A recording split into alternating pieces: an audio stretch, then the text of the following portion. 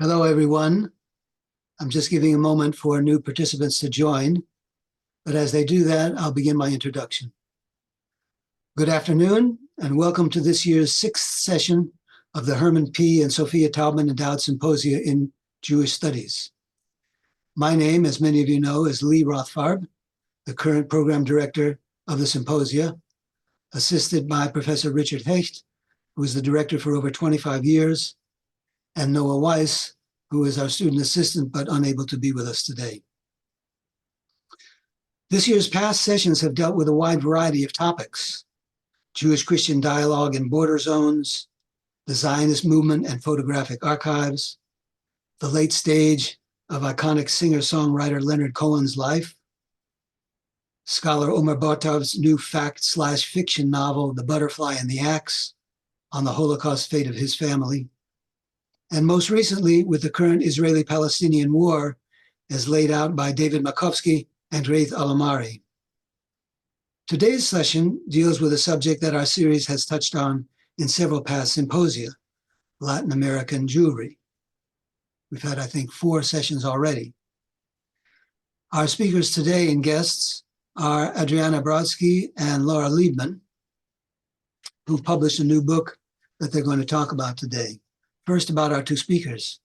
Professor Brodsky, who attended a school in Buenos Aires and then at Duke University, producing a dissertation on Sephardic Jews and the construction of Jewish communities in Argentina, 1880 to the present, has been at St. Mary's College of Maryland since 2005, a full professor since 2018. Her academic record includes 28 publications of various sorts, including prominent reference book entries. She's garnered over 24 awards, fellowships, and research grants. She's published on Sephardi food, schools, beauty contests, and Latin American Jewish history in general.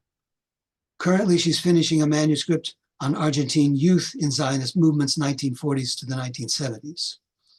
Her book, Sephardi Jewish Argentina, Creating Community and National Identity, 1880 to 1960, appeared in 2016. Prior to that, in 2013, she published a co-edited volume, New Jewish Argentina, which won the 2013 Latin American Jewish Studies Association Book Prize. Her most recent publication, Jews Across the Americas, which we'll be talking about more, I will just leave alone for the moment. Our other speaker is Laura Leibman, who has her degrees from Davis, UC Davis, and then the other 2 from UCLA, a PhD in 1995, all of the degrees in English literature. On completing her doctorate, Professor Leibman launched an academic career at Reed College, where she remains up to today, now holding the title of William R. Keenan Jr. Professor of English and Humanities. Additionally, she's held several honorific posts as visiting professor, Fulbright Senior Scholar or Lecturer at Bard University, the University of Utrecht and Panama. And Professor Leibman also held numerous honorary posts and one lengthy list of awards and grants, which I won't go into now. She's published 4 books as a solo author, 3 of which have won major awards, as well as 2 co-edited books alongside 22 scholarly articles and chapters. Just a word about the book now that they'll be speaking about. The publisher, in its promotional text, describes it as an overview of the history of American Jewry, using primary sources from Latin America, the Caribbean, Canada, and the United States. It calls it a groundbreaking source book, capturing the historical diversity and cultural breadth of American Jews across Latin America, the Caribbean, and Canada, and the United States. It features primary documents as well as scholarly interpretations. Jews Across the Americas builds upon new developments in Jewish studies, engaging with transnationalism, race, sexuality, and gender, and highlighting the lived experience of those often left out of Jewish history. So we welcome the 2 of you and very much look forward to hearing about the book. I don't know what order you're going to begin in. I'll let you decide that. Let me just say that question and answer period, which is very important, will be delayed until the end of the talk, but you can see at the bottom of your screens the Q&A icon. If you click on that, register your questions, and we'll get to them at the end. I'll read them out, and our 2 guest speakers, one or the other, will answer. With that, I turn the program over to Professor Brodsky and Leibman.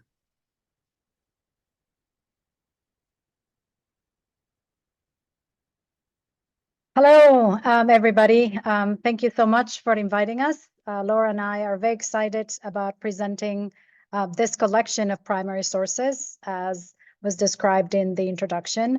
Here you have the cover of the book, and I wanted to just spend a few seconds discussing the image, which is by an Argentine Jewish artist, Mirta Kupfermink, who is herself a descendant of Holocaust survivors.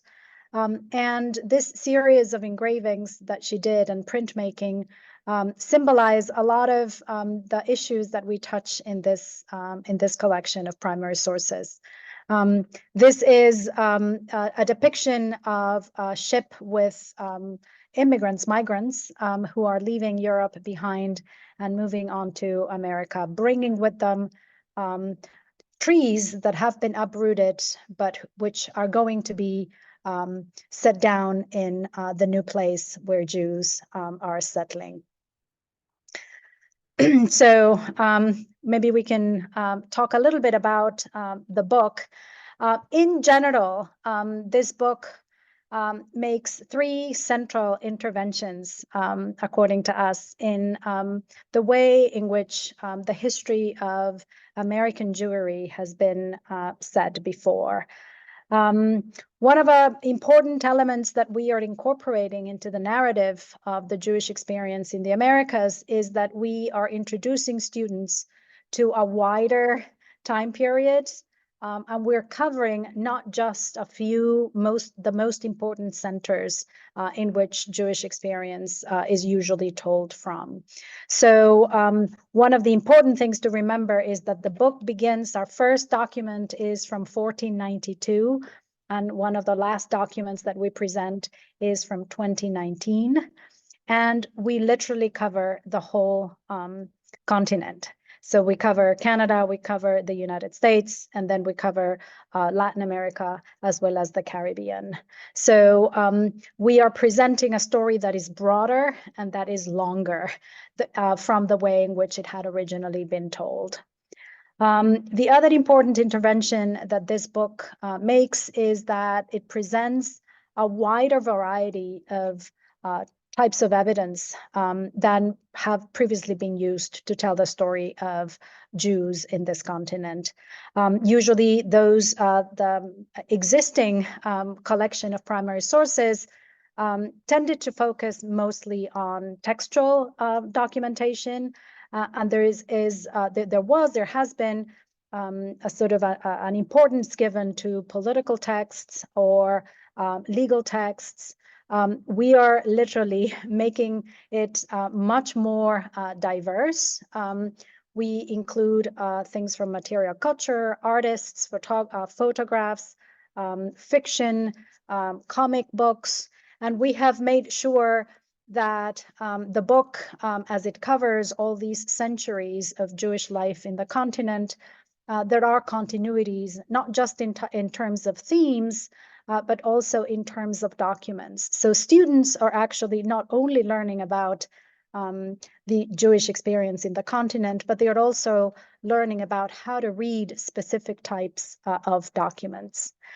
And then last but not least, we think that one of the wonderful additions that this book brings to the table is that it allows students to think comparatively about Jewish life in the continent.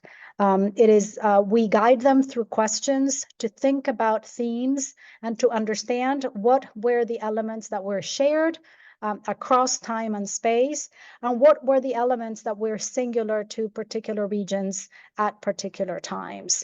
But we are offering the importance of thinking comparatively when thinking about the history of Jews in the continent.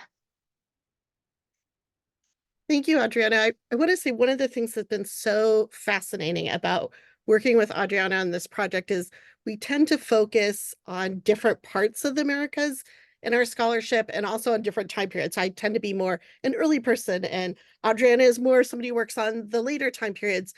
And it's been really interesting thinking about what happens when we put all of those pieces together and come up with a larger story of Jews across the Americas. And then for today, we really want to focus in on that larger story about Latin American Jews from the very beginning period up until the contemporary period. And really, we focus across the book on 7 major themes. One is what we refer to as the changing centers of Jewish life in the Americas. And for us, this was really important to think about, that it's not as if New York has always been the place where all Jews were, or that Buenos Aires was always the center of Jewish life in Latin America, but really that the center of Jewish life shifted across those various time periods. The second aspect that really came through as we started thinking more broadly across the time periods was a much larger history of anti-Semitism, and to help start thinking about what were the patterns that emerged across all those times and places. So, for example, one of the things that we learned by going back to that early time period was that there tended to be this pattern of not just economic moments or economic trouble moments causing surges in anti-Semitism, but also things such as pandemics, even from the colonial period, would be moments that would spark anti-Semitism. The third aspect that that larger story brought out really had to do with Jewish diversity. And for us, this meant not only talking about Sephardic Jews and Mizrahi Jews, as well as Ashkenazi Jews from all of the times and places that we were looking at, but also thinking about the larger history of Jews of color and multiracial Jews, and how that history tended to be focused on the contemporary period, but had larger roots in those earlier time periods. The fourth big theme that we looked at was this rise of trans-regional community and identity. And we'll see that much more when we get to those later time periods, where suddenly Jews started to think of themselves not just as a Jew who happened to live in Argentina, but Jews who had ties to people in other places. The fifth big theme that we noticed across the different times and places was the Americanization of Jewish practice. So here we were really interested in, even from the earliest moments, how the experience of being on the American continent, or continents, depending on your perspective, really shaped the ways that Jews were experiencing Jewish identity and rituals. And this is where some of that attention to those different kinds of sources really helped us tell that story much better, because instead of just having text, students could see how, for example, synagogues were being impacted by the very local practice of Jewishness. The sixth big theme that we looked at were the shifting stories of gender and sexuality. And you'll see, even from the earliest period, we were really insistent on trying to make sure that women were being represented, as well as non-binary genders, as well as people with diverse sexualities, and really tracing how the different focus of power shifting would also impact how women and other peoples were experiencing their expression of themselves. And finally, the big problem of national belonging, which is something that continues to plague Jews in the Americas up to today. Are Jews good national citizens? So as we start to see those nations emerging out of the colonial sphere, that we start to see these questions of how Jews can belong to the various nations that make up the Americas. So as you can, so then this is a book that covers not just Latin America, but the focus of our presentations today. We will present sources from all of the different periods that our book covers that focus on the experience of Jews in South Latin America.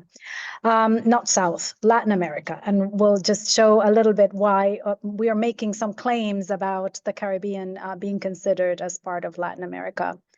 So one of the things that we will try to present to you is a history of Latin American Jews, which is always told as, with the beginning of the modern nations. We are trying to, again, enlarge the history of the presence of Jews in Latin America by thinking about their experience during the colonial time when there was no, Latin America per se, and which is associated as a time in which there were no Jews because the crowns did not allow non-Christians to exist on these areas. So we'll start now by looking and moving through chronologically, and the examples that we brought to share with you today are examples about the experience of Jews in the colonial world and in the present modern Latin American nations.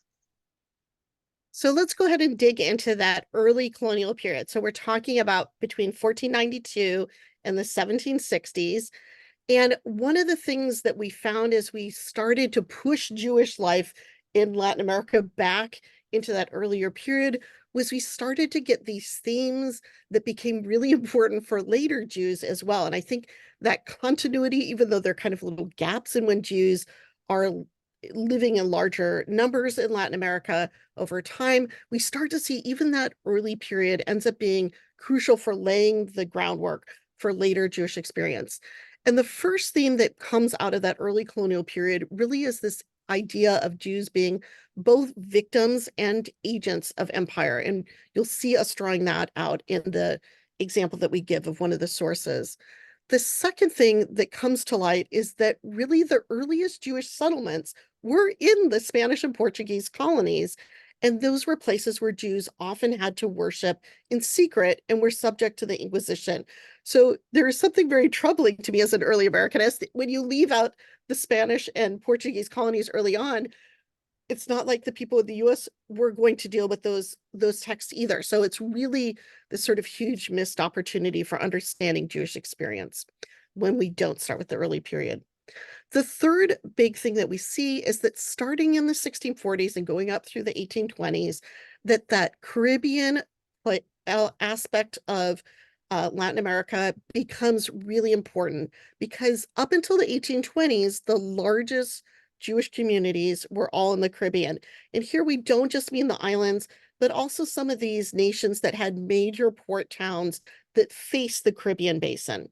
And we're going to talk more about those as we go forward and why it's so important to include them, including the first openly Jewish community, which was in Brazil, in Recife, but during the Dutch occupation. So once the Portuguese come in, the Jews scatter, and they end up populating most of the main ports in the Americas where Jews settled. And then finally, we often notice that Jews who are in those early American ports often had ties either religiously, culturally, or economically with Jews in other American port towns. And so we see that even really early on, Jews tended to have these networks that allowed them to connect to people in other locations. So for that early colonial period, we have a whole range of types of sources that come from the colonies. We were very careful about trying to represent the variety of colonies or viceroys that Jews lived in, including New Spain, Peru, New Granada, as well as Brazil. But in addition, we were really trying to focus on making sure that people heard what was happening to women, as well as to Jews who were practicing homosexuality in the colonies, and looked at how people who had multiple identities often got stigmatized or penalized by the Inquisition more severely than people who didn't. So to give you an example, I want to look at a source that's on a merchant house of a convicted Judaizer from Peru from 1639. This is a house that is still standing today. And I think it's a really great example of that notion that Jews are both victims and agents of empire, because the house, as you can see, is quite luxurious. It's very large. It's not somebody who's struggling in terms of economics. And in fact, there are people who are enslaved who work in this house. So he's an agent of empire, but they're also victims in the sense that they're people who get caught up in the Inquisition. And this really coheres with that idea that the earliest Jewish settlements were often Jews who had to worship in secret and who then were subject to the Inquisition. Interestingly, this particular house, people thought on the second floor there was a secret synagogue that people were having up there. These used to be wooden balconies up here, and now they're metal and glass, but they always overlook the street. And there was a lot of suspicion that Jews were like hanging out in the balconies, spying on the other people in the town. Interestingly, the Jews who lived in this house, or people who were of Jewish ancestry, conversos who lived in this house, always insisted that they were actually good Catholics. And this really is a theme that we see in this early period. It's hard to know what we're supposed to do with this inquisitional evidence. Do I take the Inquisition's definition of who's a Jew, or do I take people's own testimony? Regardless of how the person identified, just like many of the other early American people who were openly Jewish or of Jewish ancestry who lived in those American ports, the people living in this particular house had important cultural and economic ties to new Christians or conversos and other ports, and that was partially what got them into trouble with the Inquisition.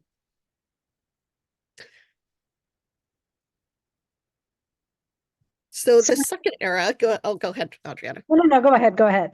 The second era is takes place between the 1760s and 1835, and is really that period about revolutions and emancipation. So one of the things that, this is the moment in which we see the end of the colonial presence of the crowns of Spain and Portugal. The Portuguese, king remains until, he liberates himself from his father and continues in Brazil until the end of the 19th century. But pretty much this is the moment when we see the beginnings of the birth of the modern nations in Latin America. This is the time, right, when the Spanish and the Portuguese are going to be expelled. The ideas of liberalism and the ideas of the Enlightenment are going to fuel these revolutions. And a lot of what is at stake is not just, right, the idea of pursuing different political models that did away with, that do away with the crown, and the monarchy in general, but more liberal forms of representation and governance.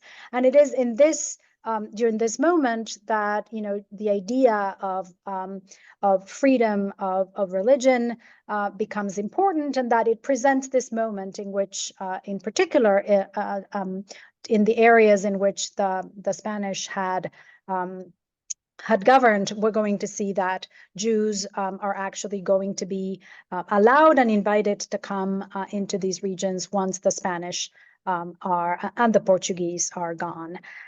We wanted to make sure that this is a section that included the experience of Jews in Suriname, which was one of the most important centers in the Caribbean. The Jews that settled in the Caribbean can be linked back to some of the Jews that had been part of the Dutch Recife experience. And one of the things that has been argued by historians, in particular Aviva Ben-Hur, is that it is important to think about the Surinamese Jews as very much linked to the Nassau, which was the name given to Sephardi Jews who had been expelled from Spain, and who some of them went to the Dutch and the Dutch Republic, and then made it over to the Caribbean. That they brought with them important connections that linked them back to the Iberian Peninsula. And so even though Suriname is a Dutch, and some people might argue that the Dutch Caribbean is not part of Latin America, when we think about the Jews and the connections that they had, both in terms of traditions, in terms of practices of how they organized their communities, we do see that there is an important reasons why we should consider them as part of the Jewish experience in Latin America. Laura, you want to talk about Sure. Yeah, so some of the things that come out of this time period are that we start to see, as Jewish emancipation happens, not just in Europe, but in the Americas, that suddenly we see members of Jewish communities getting pitted against each other. And I'm going to talk a little bit about that in our source from this time period. And then finally, we start to see new types of evidence emerging about Jewish women that are really exciting and I think so important to include. for our understanding of the diversity of Jewish experience during this time period. So as Adriana was saying, that we start to see during this time period the rise of Suriname and a lot of different examples from Suriname of what's going on in terms of Jewish experience. This is a text which has to do with some of the conversion of enslaved people. But we also have this moment where suddenly Jewish identity is really shifting in the Latin American colonies that are on the mainland in terms of how race is being understood, that race is shifting during this time period. And whereas Jews had been the focus of a lot of attention by the Inquisition, by this time period, we actually start to see that issues around race, so whether people have indigenous ancestry or whether people have some African ancestry, become much more central to the focus of the Inquisition and who they're targeting. And suddenly Jews sort of drop out of the racial system that we're seeing developed in New Spain. The example that I'm going to look at is a petition by Jews of color that comes from Suriname. So again, Suriname is that little country on the top of South America. It's a country which sort of jumps back and forth in terms of who's in control of it, sometimes the Dutch, sometimes the British. And here we see a really important Sephardic community. It becomes one of the most populous Jewish communities in all of the Americas. Again, that sort of shifting center. And it's an example of, as Jews start to get more civil rights, the colonial forces tend to encourage Jews to be pitted against one another. And this particular document from the 1790s is a petition written by the Jews of color. This is a location with the first Afro-Surinamese congregation or group of people who are getting together. And they bonded together in part because the members of the Jewish synagogues that were run by European Jews tended to disenfranchise very literally the Jews of color. They were not allowed to vote, but they also had to sit in the worst seats. They would be buried in the swampy sections of the cemetery. And so here we see some of those Jews of color fighting back and asking for the ability to form their own separate, not just a place brotherhood to get together, but a regular synagogue, asking from the colonial government so that they can have full civil rights. And here we see, again, some of that new evidence about Jewish women. Very interestingly, not only men were signing this document, but Jewish women. And here we see some of that preservation of Sephardic names that's going on, as well as different members of them using what's called a rubrica, which is a kind of a marker during this time period of Sephardic identity. So really, Suriname, although a Dutch colony, very much influenced by this sort of pan-colonial and transatlantic notion of what it means to be a Portuguese Jew during this time period, and really clinging to aspects of that identity in terms of the languages that are being spoke, as well as the ways that people are sort of showcasing their Portugueseness. And I'll go ahead and go forward to the next era, which is the era of mass migrations and nationalism. This is the period in which, as I mentioned, the colonial powers in most cases in the continent are being expelled. Some are a little earlier, some a little later. And we see the beginnings of these mass migration from Europe. We see, the sort of the moment in which the Spanish are out, and the requirement that that only Christians lived in the former Spanish colonies is gone, and so we see the birth of the first openly Jewish community in former Spanish colonies in Coro, Venezuela. During this period, we also see the three important first waves of Jewish migration into the United States and Canada. Ashkenazi Jews, mostly from German lands, coming from the 1820s to 1870s. The earlier, usually to the United States and to Canada, the later also to South America. And we also see Eastern Sephardim from the Ottoman Empire. And as well, we also see a shift in the centers. We see that a lot of the Jews from the Caribbean are kind of making their way to the north, also starting in the early 19th century. Although the Spanish Inquisition was gone and these countries founded on liberal principles wanted to very quickly rid themselves of the restriction based on religion, it is a very slow process. These countries are immersed in civil wars, pitting, conservatives and more liberal fractions, political fractions in the countries. And so the Jewish presence is very small during this time period in Latin America. But towards the end of the 19th century, we see the arrival in mass of Eastern European Jews and Sephardic Jews as well. So the sources that I'm going to, one of the sources that I'm going to discuss today is a source that actually discusses what were the consequences of there being very few Jews and then all of a sudden there being many. Oh, no, I'm sorry. That's okay. I'll take over, Marilla. We'll do. You take over. Skipping ahead. Yes. Yeah. So from this time period, I just wanted to point out, super important that while we don't see a ton of Jews coming during that 1820s to 1870s, we do include some letters from German Jews to Chile as well as to the north. So we see that continuity, again, a sort of lesser known history. And then also we wanted to highlight, again, we're still seeing Jews in Suriname, and towards the end of the time period, we'll see lots of more people coming into Argentina as well as into Mexico. But there's this miraculous early community that happens in Coro, Venezuela.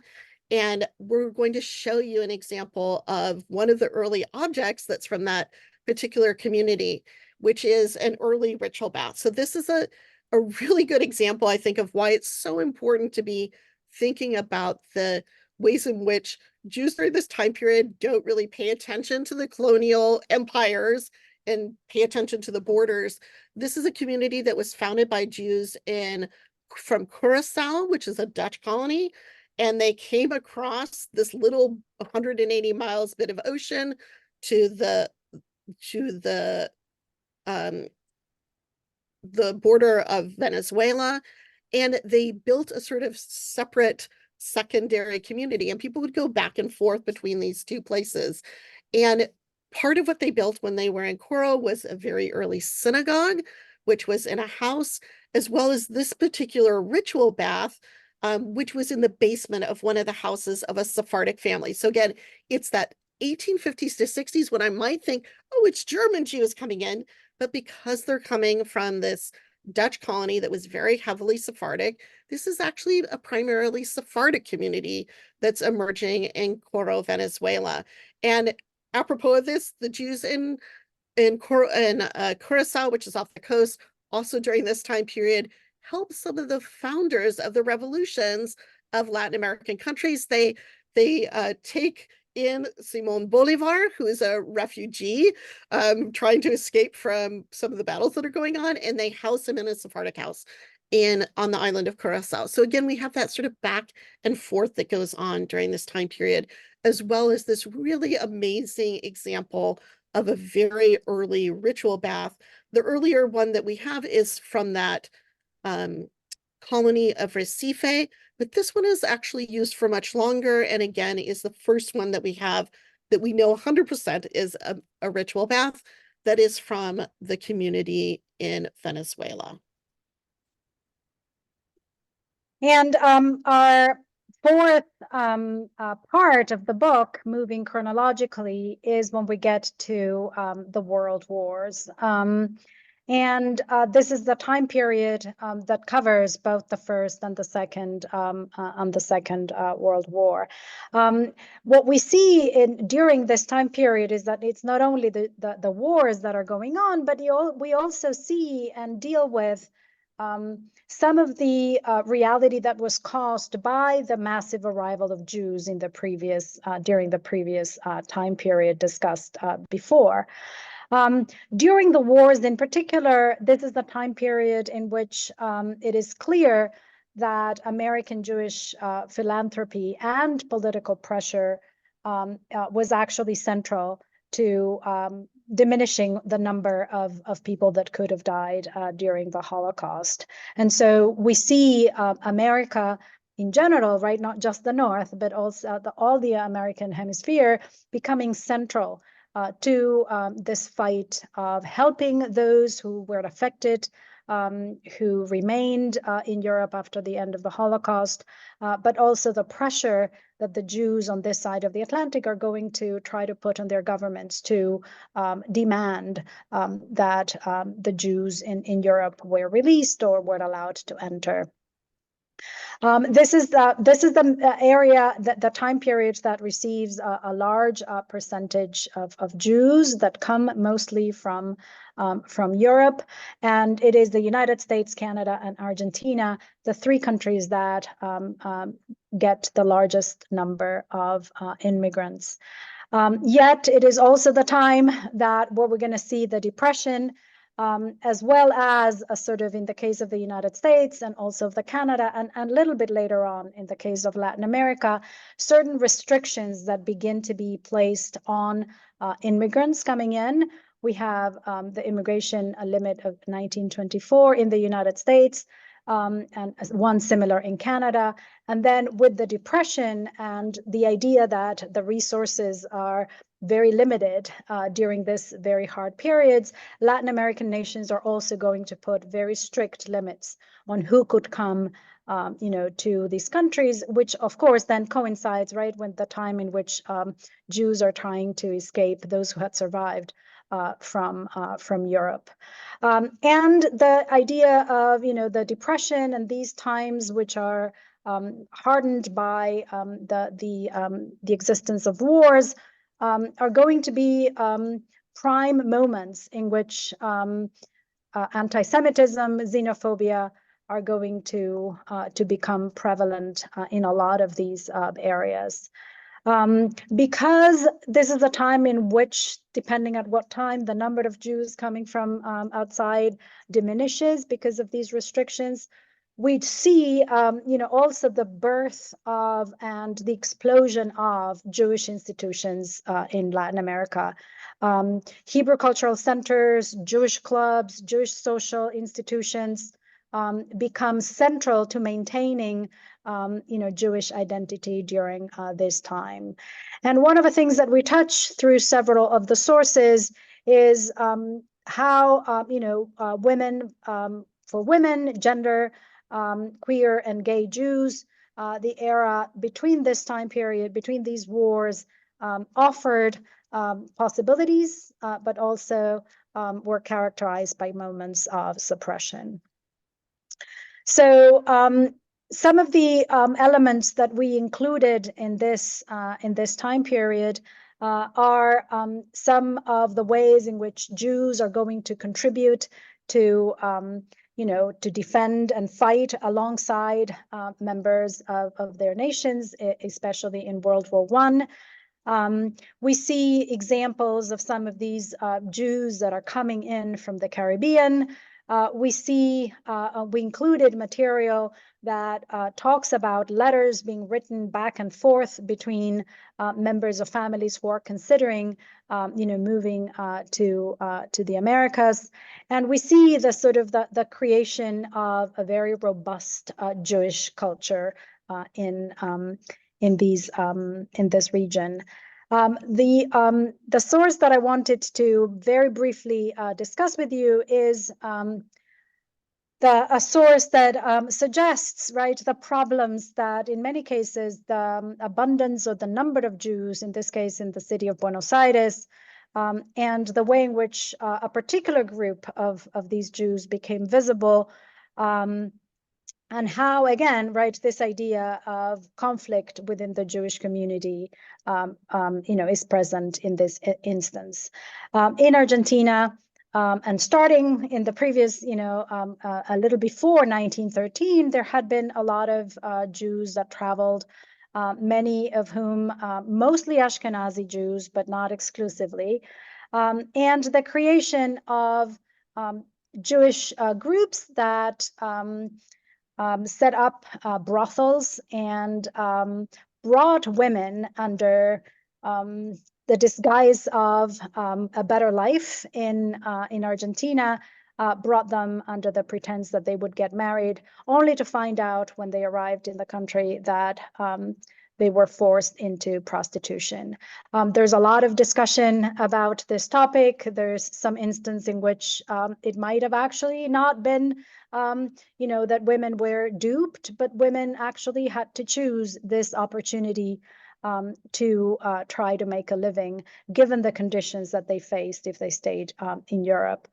There is a whole chapter that describes the existence of this group of the impure, the Tamaim in Buenos Aires, who lived, as you can look at this map, very in a section which was par excellence the Jewish neighborhood of Argentina. And so we have in this neighborhood, together brothels, Jewish prostitutes, bars owned by some of the members of these organizations, together with some of the most important non-Tamaim or not impure groups of the Argentine community. And so we see a really important moment in which the Argentine Jews are trying to define who they want to be seen as and what that means in terms of how to deal with this impure population that arrived in the city during this time period. In 1930, the group that had a vast net of philanthropic organizations, their own cemetery, the police are actually going to disband this group. And in a sense, the Argentine community is going to be relieved that they will no longer be associated with this criminal element. Our last, chapter is the post-war Americas. And what we see in this, in this section, some of the themes that emerged from the sources that we present is that this is another shift, not just in terms of internal movement or shifting centers within the Americas, but after the Holocaust, the Americas becomes the most important center in terms of the number of Jews in the world. One of the other elements that we identified is that the American Jews adapted to this new world in which they were now, the place with the largest number of Jews, in three overlapping and chronological stages.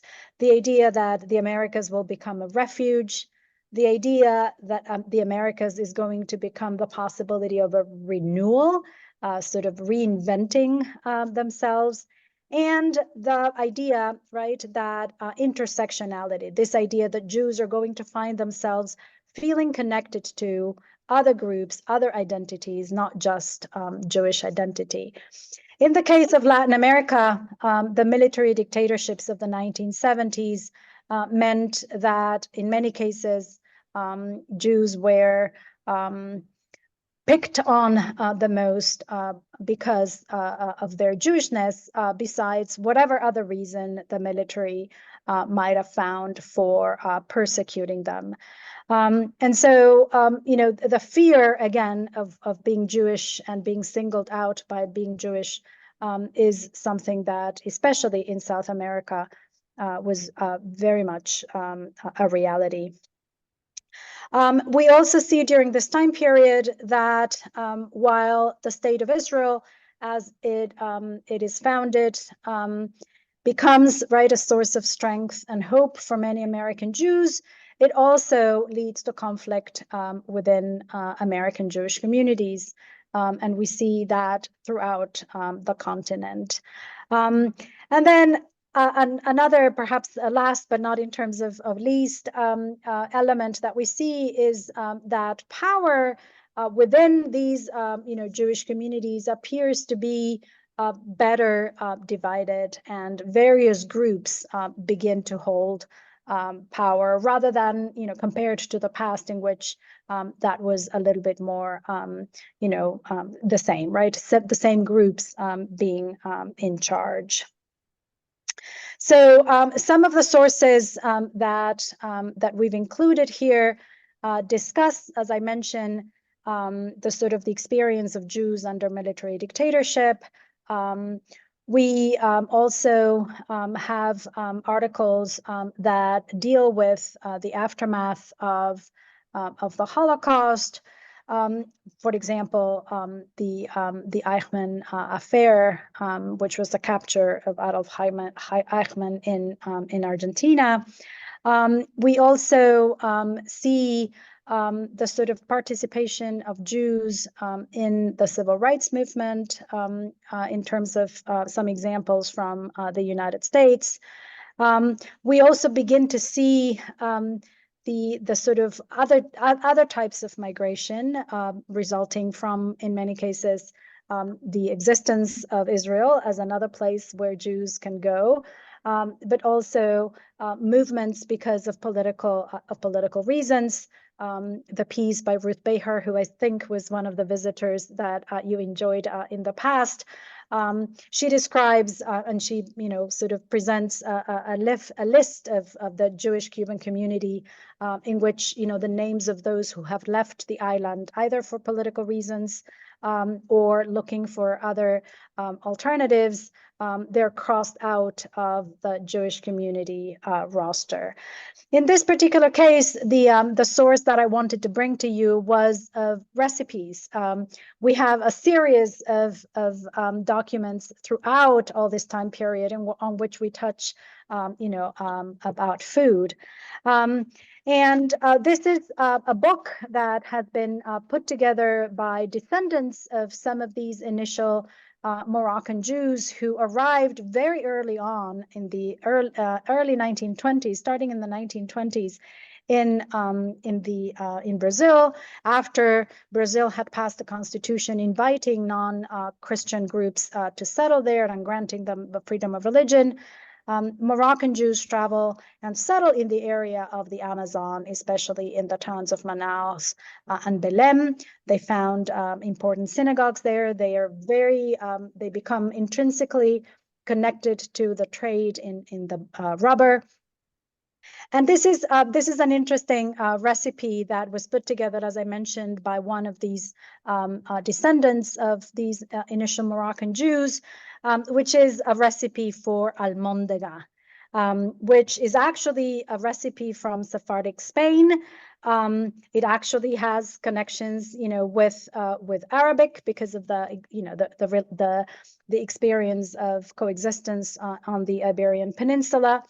But in this case, this is an Amazonian version that uses specific local, fish, as well as manioc flour, which we're sure was not to be found in the Sephardic Spain prior to the 15th century. So, and for those who are interested, we can, the recipe is there if you wish to try it. It's a fantastic recipe for Shabbat as well. So, in conclusion, we think that this is, and I will start and then maybe ask, Laura if she wants to end with some of her own thoughts. But what this book and the collection of sources does for our understanding of Latin American and Caribbean Jewry is some of the same, lessons that we take, whenever we put together this, this story across time and across space. As I mentioned at the very beginning, those who study Latin America and the Jewish experience there tend to focus on, on the experience of the modern nations, and we tend not to go too much in the back. And I think that this is a book that that kind of grounds us in this previous history as well. Laura? Yeah, thank you. So I'm teaching this book this semester, and I've taught it for versions when it was in process for the last couple of years. And I find my students love it. Like, there's all these aspects that it's very revealing how little a lot of times students who are used to growing up primarily in the United States in my classes know about Latin American Jewish history, how surprised they are about both things that differ, but also things that they thought were completely unique to the US, it turns out happened in Latin America as well. And so I feel like those comparisons are so helpful. I think also one of the things that they draw out from it is things that often get displaced onto Latin America, it turns out happened in the US as well. So Adriana had mentioned that there is the prostitution ring in early Buenos Aires. And even at the time, there's a lot of discussion from Jews, like prostitution of Jews. It's in Buenos Aires. But it turns out the same ring that was trafficking women trafficked women not only in Brazil and in Mexico City, but also in New York, in Philadelphia, in Montreal, in Chicago. So really, I think for students to be able to see the ways in which certain things get pushed off onto one place for being special, it turns out that it's very much this transnational story that Jews, again, through whatever means, are traveling around the Americas in ways that people haven't previously talked about. So I'm going to stop sharing screen, and I hope that people have some questions for us that we can answer for you. Yes, I've been watching the Q&A area and nothing has popped up there. Perhaps now that you've completed it, there will be one or another. I have a couple of questions, but let me invite Richard, who's listening in. He often has some good questions. Yeah, I sent in a question, Lee, in the chat because I couldn't get my question and answer to work. But I'll ask my question of our two speakers. And I realize that this question is very difficult, but it's motivated because things have changed in terms of the position of, I don't know what you would call it, of solidity about the position of Jews in the Americas. But the events following October 7th, many people have written about, have changed our situation as Jews in the Americas as nothing before it has. And given that you've spent much of your careers thinking about exactly this issue, and indeed in your presentation today, in the showing the longue durée of American or Jewish life in the Americas, I would very much like to have your thoughts as scholars who have seen the fluctuation of the Jewish situation, the Jewish position in American societies. Your thoughts about where we are today and the confidence that we have about our situation in the Americas. Yeah, I'll go ahead. I'll jump in. So thank you so much for that question. And I think it's a really important question of like how I feel like every time some world event happens, it changes how I look at the past, but also causes me to bring things from the past forward to help understand the present as well. So by way of example of both of these, on the first side of like looking at sources differently, one of the last sources that we have in the collection is Trump's executive order and how he defines Jews vis-a-vis anti-Semitism of what would be called Title VI. And my sense about that, and many people in Jewish studies' sense of that, was fairly critical when it came out, in particularly the racialization of Jews was something that we really felt like over time in the US that we had fought against, and yet here Jews were being racialized by the executive order in ways that seemed distressing. That document plays really differently right now. And so I feel like the importance of that executive order for discussions of anti-Semitism on campuses in particular, in terms of Title VI and the protections it provides, feel very different than before the current crisis. So that would be like one example of one of the sources, like just feels very different to me.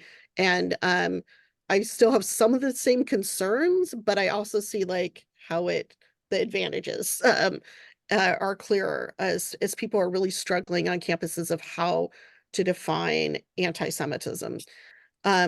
Another example of the other direction of things from the earlier time period that I feel helps clarify some of the things that are going on right now.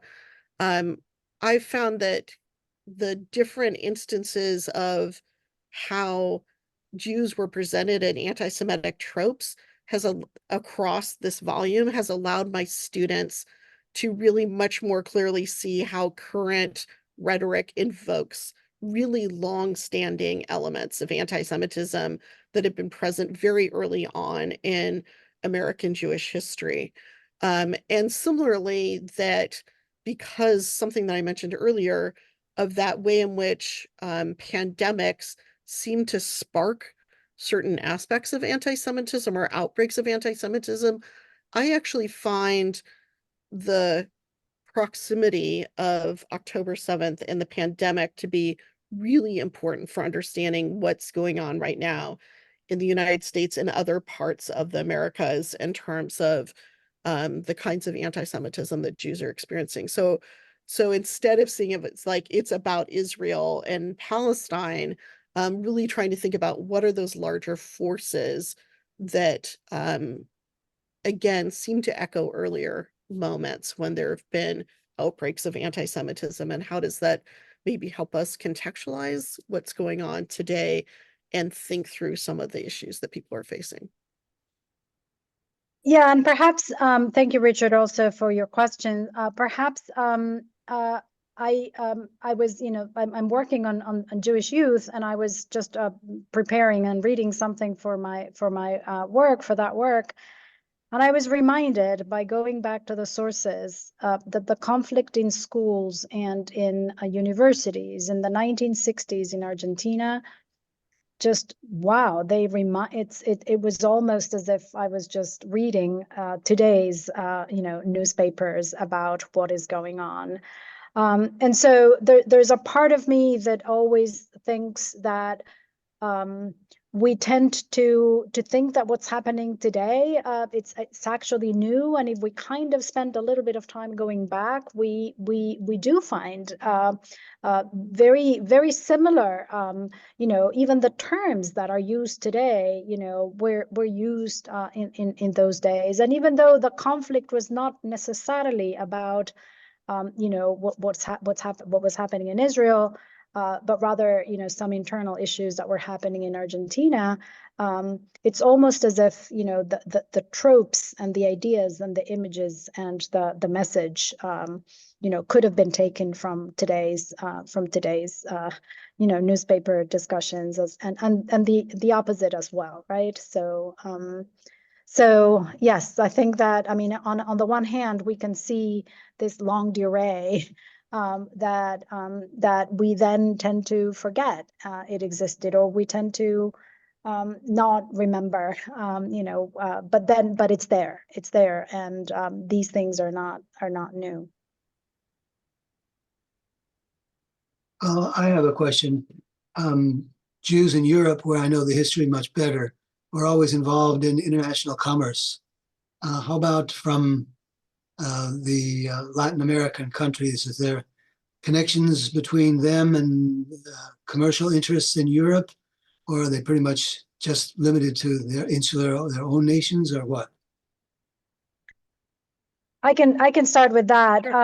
A lot of, for example, in the Latin America, there's a significant number of Jews from Syria, from what is Syria, both a city of Aleppo and Damascus, that started their own diaspora, which included Latin America, but it was not exclusive in Latin America. And a lot of these networks of families were both in England, in Manchester, and the textile, the way in which these families participated in the circulation of goods, textile goods, back and forth, was central. The Moroccan Jews that I was talking about that settled in the Amazon became central participants in the movement of products that were, in this case, in the 1800s, in Brazil, the transportation of rubber. And so they were, in many cases, the ones in charge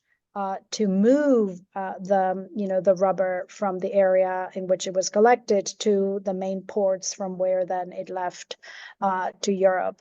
So yes, economic activity was central. In many cases, it was connected to family and different family connections. A lot of Latin American trade itself was in the hands of European multinational corporations. And so they are participating not just within their own countries and across America, but also with European groups.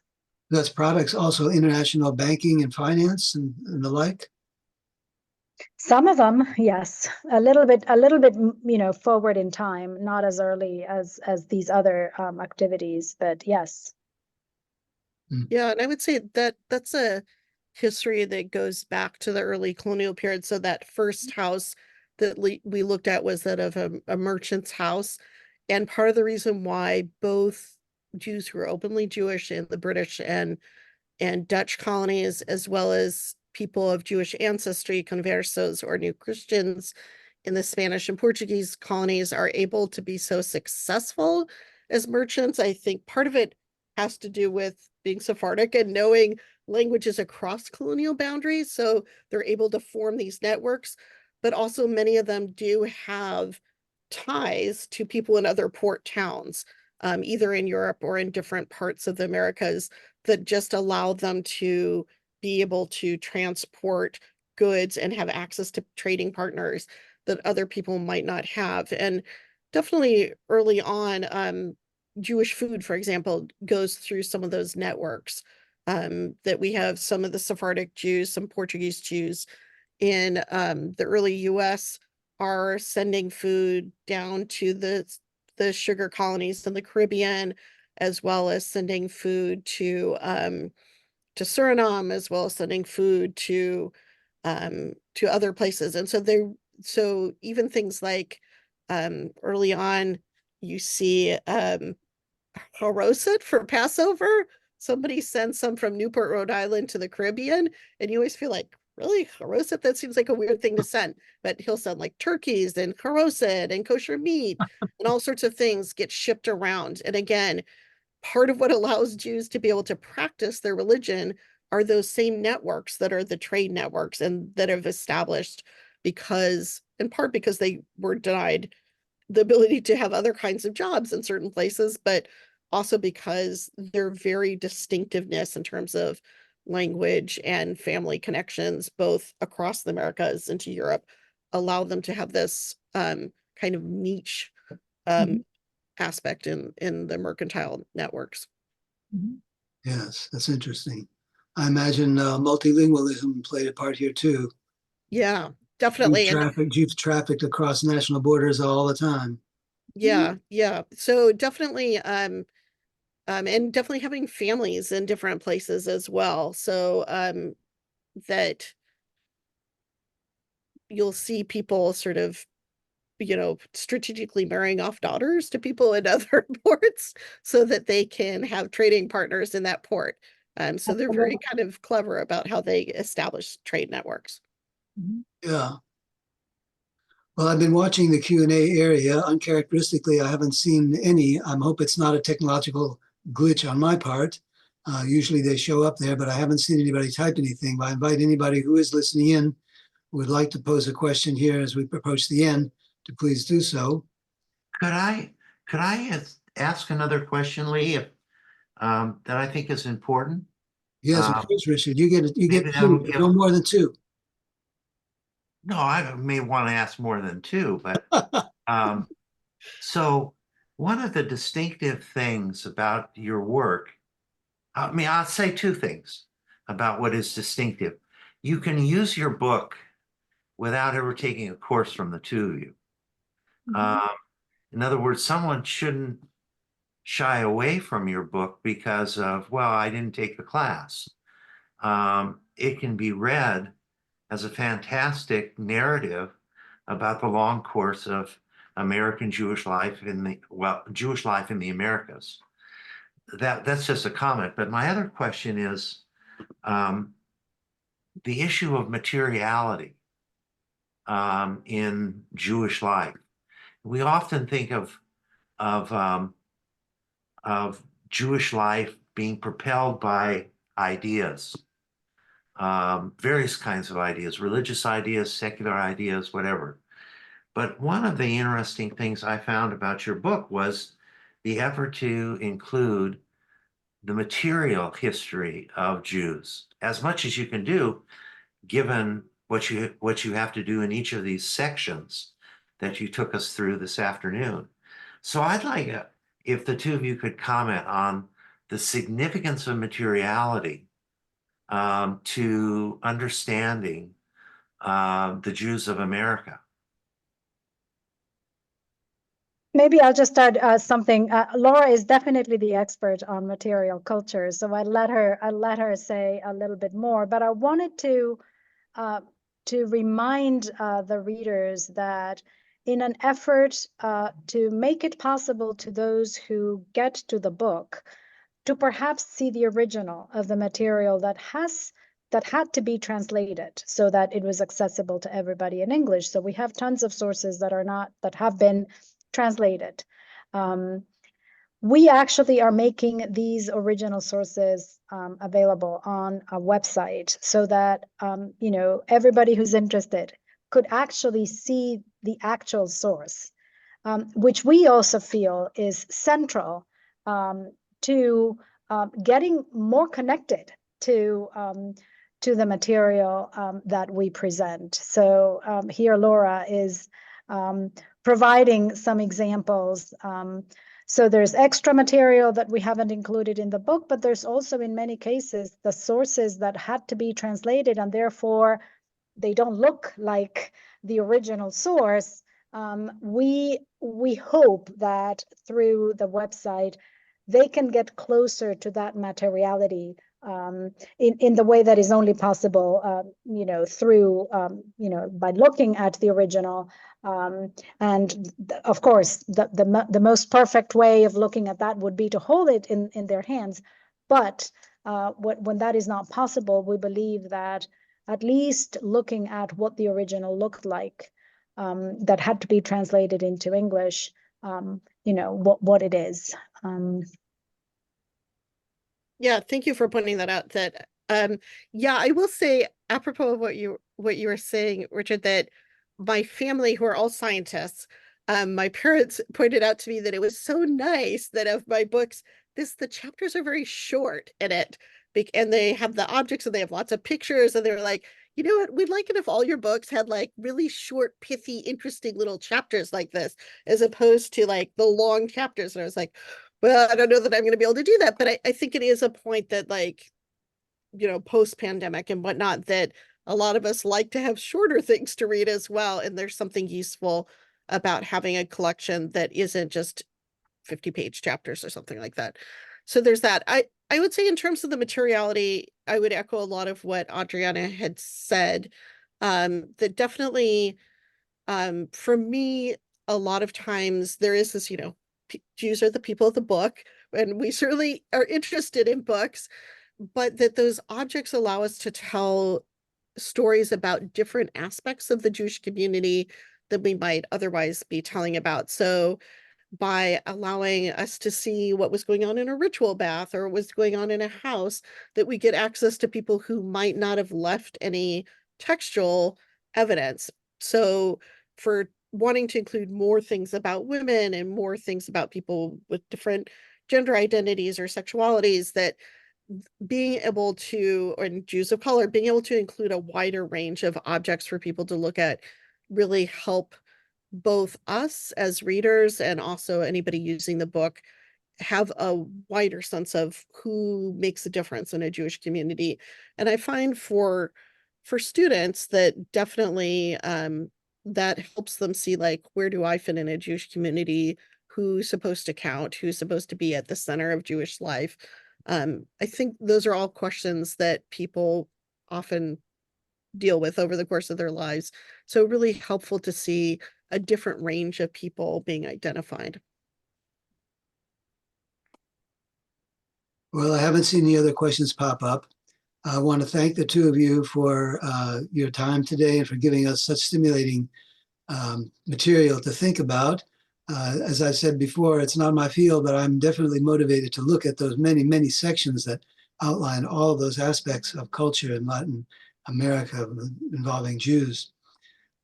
Before we conclude, I just want to mention our next presentation, the last symposium in the Taubman series this year, will be on Sunday, May 19th, again at 3 p.m.